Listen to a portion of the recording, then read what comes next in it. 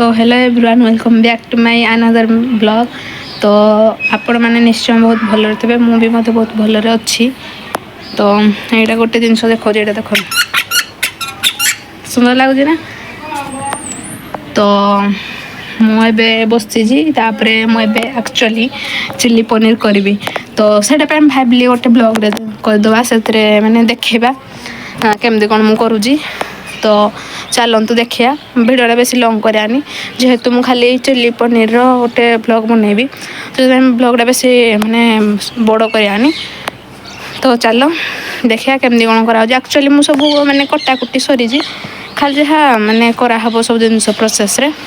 तो चलो देखिया मुझे सब जिन रेडी कर रखीदे बास खाली पनीर को तेल छाणियार अच्छी।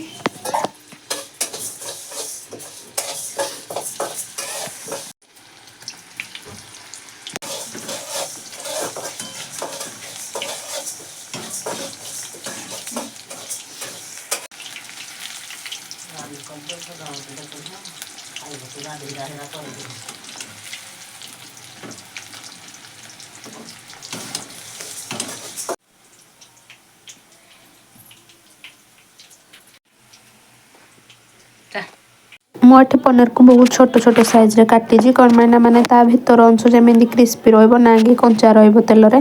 तो से बहुत छोट छोट पीस काटिकी तेल रे छाणुची। तो एबे किसी लोग कहे कि ये सोअप करुँची ये कौन आम देखनु जानू मत भल लगे मु वीडियो करी। तो से ये किसी ना कह तो मो खुशी पाई मो वीडियो करुँची। जदि कहार भी किसी प्रोब्लेम हो से मत अनसब्सक्राइब कर दो कि रिपोर्ट कर दो मत किसी भी फरक पड़ोनी। तो छाड़ मुझे मो पनीर को छाणाछुणी कर गोटे थर छाणी सारापर आउ थे छाणी। एक्चुअली आम घरे समस्ते निरामिष वाला आम घरे मो बापा को मो भाई के भी आइंष खाई आ मो माँ को मुझे खाऊ।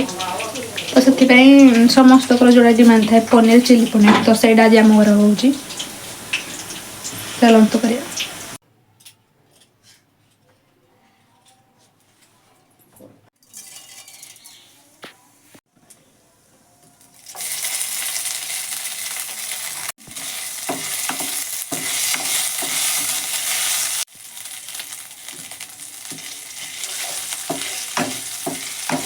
फास्ट ग्रीन मटर को तेल भाजार गोटे कारण कौन ना ग्रीन मटर टिके लेट्रे सीझे।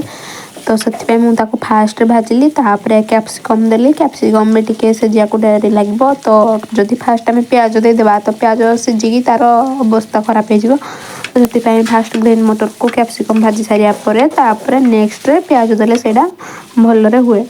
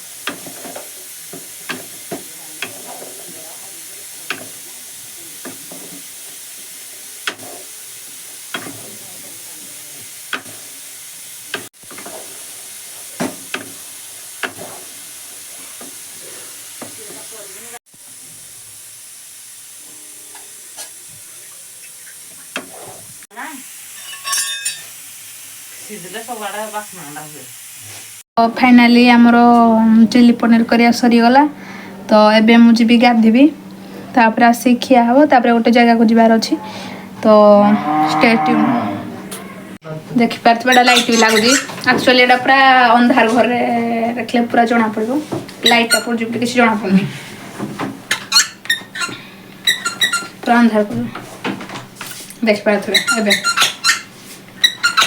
so pretty so cute मैंने गाधेकिना आसीजे तो एरा पुराना ड्रेस पिंधिकिना अबे खाइदबा तापर अलग ड्रेस पिंधिना रेडी होबा तापर जो जगह को जिबार अछि से जगह को जिबा तो मैं फर्स्ट खाइ दे तापर अपन मन कुछ तो कथा हेबी ଯଦିଓ ମୋର ଅଜାଣତରେ ଆପଣଙ୍କର ଏହି ଦୀପଦାନକୁ ଆଳତି ସମୟରେ ହଉ ଦୀପଦାନ ସମୟରେ ହଉ ଯେତିକ ମଧ୍ୟ ଦେବାଦେବୀ ଆସିଥାନ୍ତି ସେମାନେ ଆପଣଙ୍କୁ ଦର୍ଶନ କରିବା ସମୟରେ ଯଦିଓ ଆମ୍ଭମାନଙ୍କର ଆପଣଙ୍କର ସେବା କରିବା ସମୟ तो ये वीडियोटा बेसी लॉन्ग हो जाइथिबारो मु यार सेकंड पार्ट नेक्स्ट ब्लॉग रे आनबी तो thanks for watching tata bye bye.